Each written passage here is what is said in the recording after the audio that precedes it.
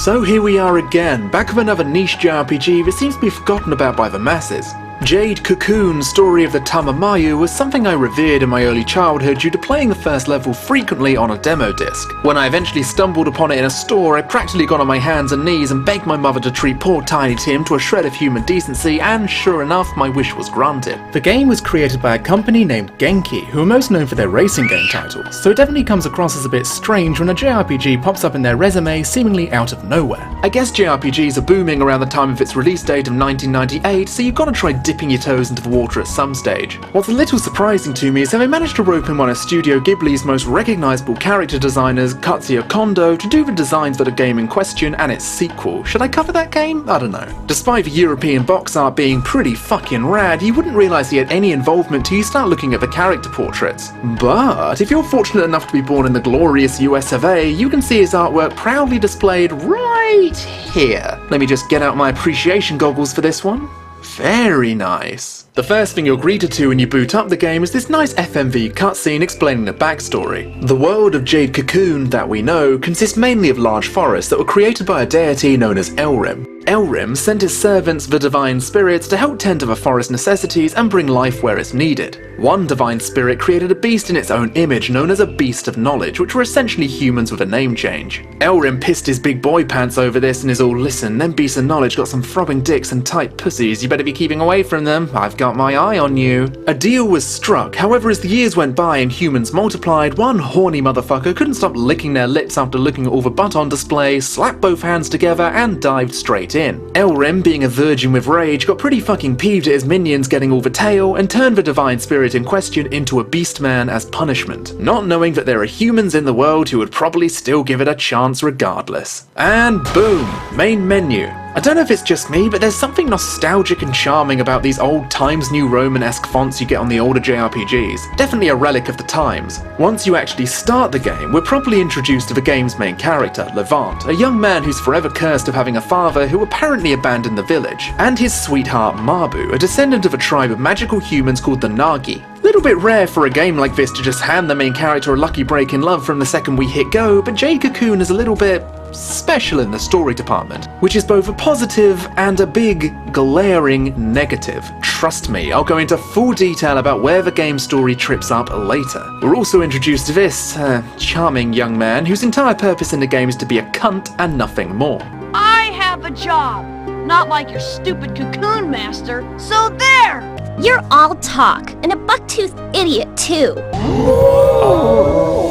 Voice acting in a game is nothing unusual nowadays. However, in the 90s it was a rarity to find a JRPG that had voiced cutscenes, let alone spread throughout the entire narrative. Jade Cocoon decided to say fuck that and made it so almost every single piece of dialogue, minus a few vendors, have spoken lines. Is the voice acting good? That's hard to say. Most of it comes across as serviceable and some of it is very 90s video game voice acting. Tonight is a very special night. We welcome the spirits of our ancestors. I am Ra.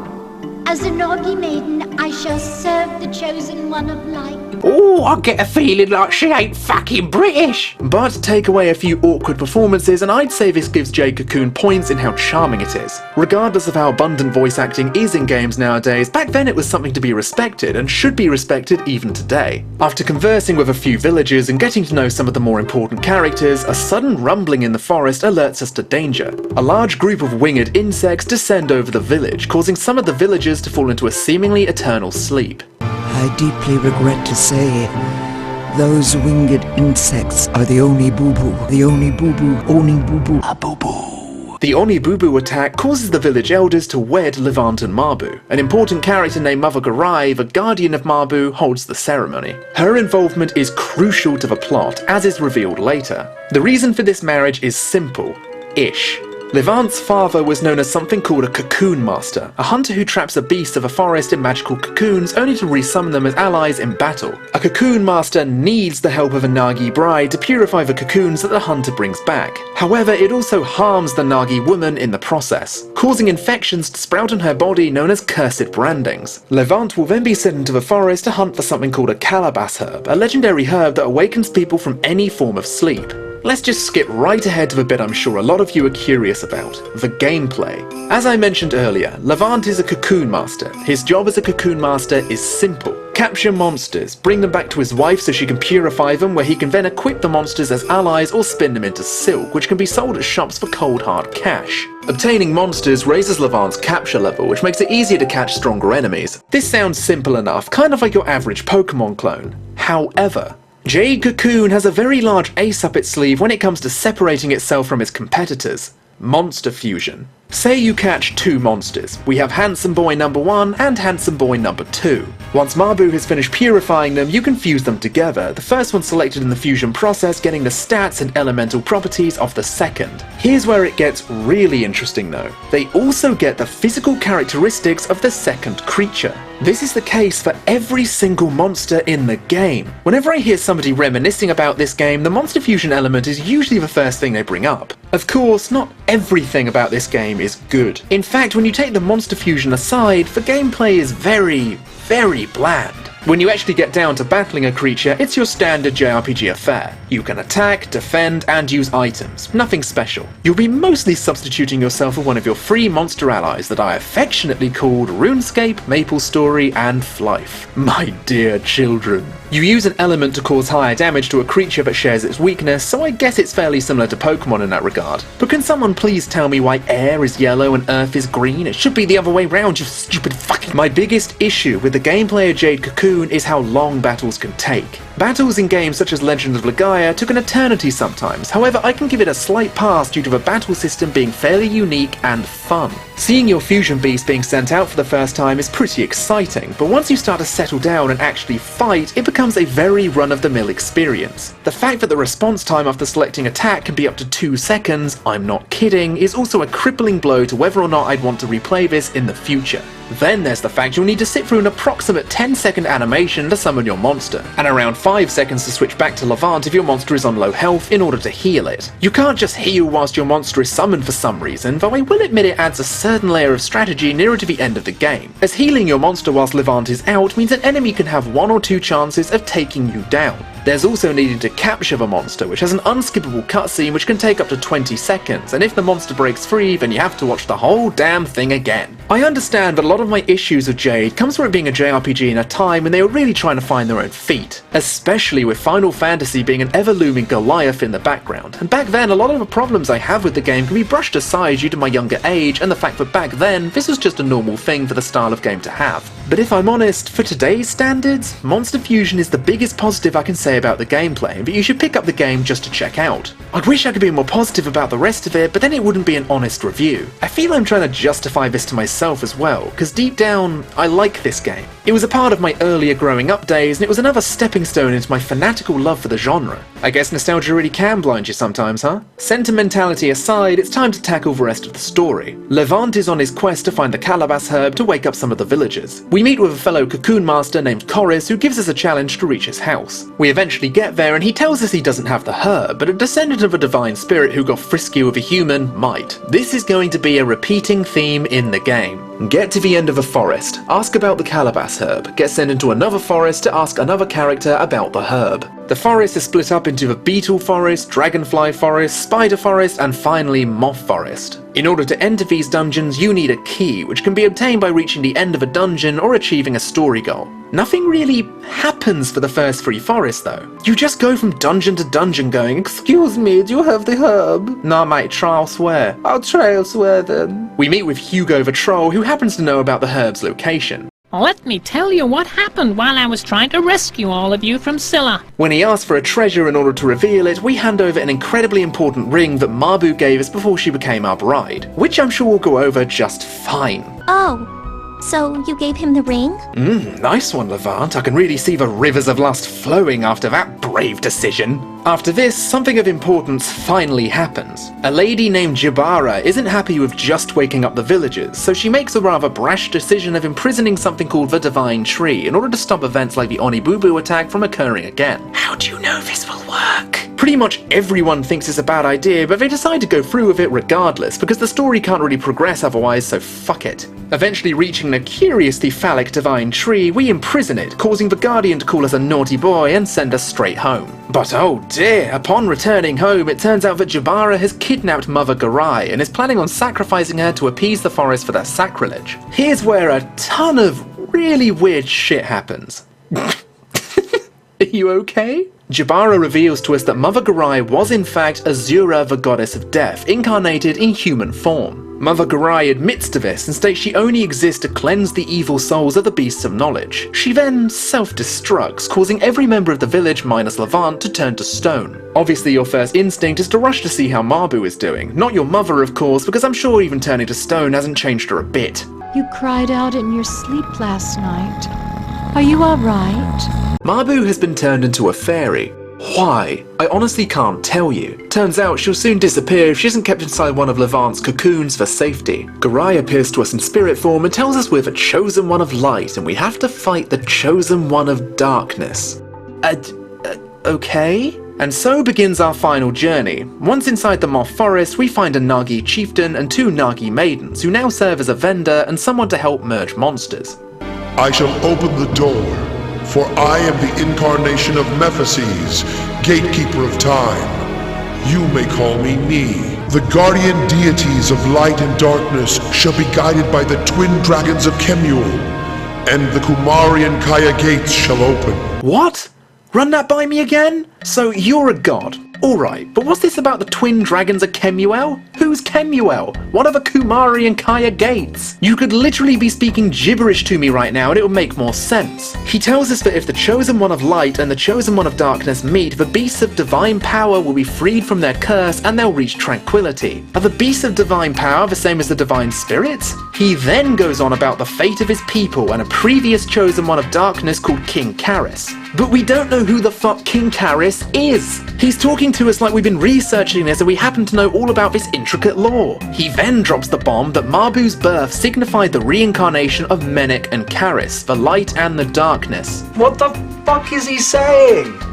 What is he talking about? The Nagi chieftain tells us in order to fight the chosen one of darkness, we need to obtain 4 crystals of the elements. We're given the water crystal right out of the gate, so we now need to obtain the crystals of fire, wind, and earth. These ordeals lie in the forest far away, beyond space and time. You must venture into the beetle forest of the Netherworld. What? So did he send us back in time? Is this a parallel universe? Are we in the afterlife? All I can tell you is the next 3 dungeons are simply backtracking through the older dungeons we've been through, but with a slight colour palette change. At the end of each dungeon, we have to fight a spirit of the designated element, and when you beat it, you get a crystal. Before fighting the spirit, they summon a representation of the true feelings of previous friends we've met on our journey, and how they feel towards Levant. No matter how much I love Mabu, she can never be mine. That's why Mabu is in love with you. Compared to you, I'm... And speaking of Mabu, in the final dungeon we get to see her inner feelings as well. I suffer every time I perform a purification for you. Both my body and my soul. A forgettable boy who can only play the flute.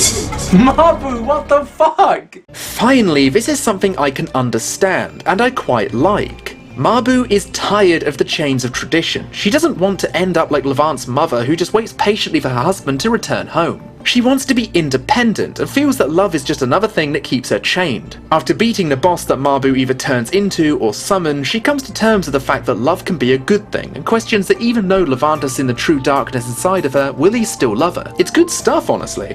Then my disc stopped working, right at the moment when the final boss was about to make his appearance. Regardless, the final cutscene is on YouTube, so I can roughly explain what happens. Basically, the chosen one of darkness appears to us, and it turns out we met him right at the start of the game in a dream sequence. This man constantly mocks you for being the son of a coward and smacks you down with little to no effort. This time, however, we're much stronger and can take him down. The moment of purification for the accursed souls of man and minion is at hand.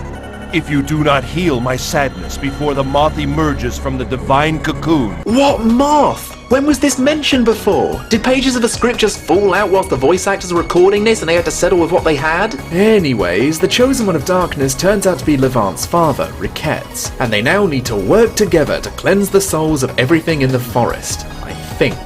Levant and his father have a sick nasty rock-off which causes the two twin dragons of Kemuel to appear. The other characters we've met in our journey decide to join in on this tasty jam, causing the two dragons to kiss and make up. Mabu is turned into a human again, the villagers are unpetrified, and the camera pans into a beautiful sunset as light and darkness have now rejoined to become as one. Now, I'm not sure if you can all tell, but I don't think I understood a lot of what happened during the second half of the game, which says a lot considering you can complete it in 12 hours. That's right, the game is short, quite a rarity for a JRPG, and I'm not slamming it for its length. If I'd have to criticize the game minus the gameplay being a little too simplistic, I'd say its story is trying to tell us too many things in a short amount of time. Usually, a JRPG can be completed in roughly 25 to 40 hours. In 12 hours, I feel they are trying to cram 40 hours worth of world building and lore down our throats, not giving us enough time to chew and process what's being told to us. I can't comment on whether or not they ran out of time. I feel that's becoming a running thing in every game I look at, but maybe they were too optimistic. I felt everything that was being told to me had the potential to be incredibly interesting.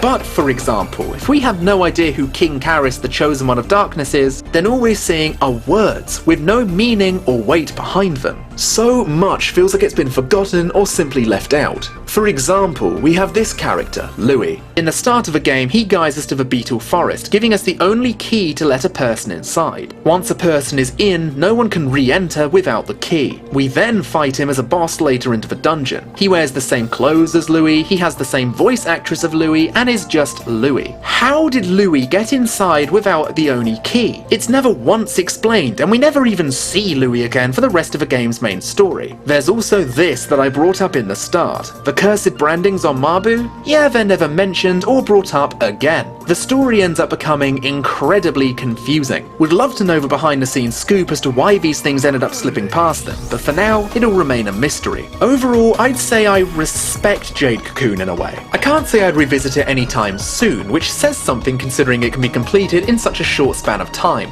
To the game's credit, once you've completed the main story, you have the opportunity to enter a new dungeon which has countless endless paths, even having new monsters that we didn't have the chance to meet in our main quest. I think inclusions like this are great, and according to the website How Long to Beat, if you want to complete the game fully, it'll take you up to 71 hours. But most of that is dedicated to gameplay, rather than allotting more time towards giving us a clear understanding on what's going on or what has gone on within this world. Should you play Jade Cocoon? Sure. Despite me rambling on and throwing shade at it multiple times in this review, I wouldn't say it's bad. Absolutely not. In fact, it's pretty good as far as 90s JRPGs go. If you're like me, you'll find yourself itching to get into the next forest to see what new breeds of monsters there are to capture. And the gameplay, whilst bland, isn't offensive, it's totally passable. As a big fan of JRPGs, I'd say there are much better titles out there that you can pick up and play, but Jade Cocoon, despite its issues, is a fairly short ride with a few elements that I'd say you have to check out. Just hope you have time and patience for, well, everything else. Hey everyone, hope you enjoyed the video. I've been seeing a lot of people ask me where the Nier Automata analysis is, and speaking honestly, I probably won't be making it anytime soon. Knowing how Yoko Taro works, I know he loves to expand his stories outside of the main game, and sure enough, since Automata's release, there's been a short story and an upcoming concert with even more very important details about the world. I hope you'll all enjoy whatever video I end up coming out with next, and that you'll be patient with me whilst I wait for Taro to release all of the important pieces of Automata's backstory. I'll be dropping a Patreon soon to help me continue making videos like these at a consistent rate, so keep this in the back of your mind if you're wanting to support me in any way, shape or form. Thanks for listening, and I'll see you all next time.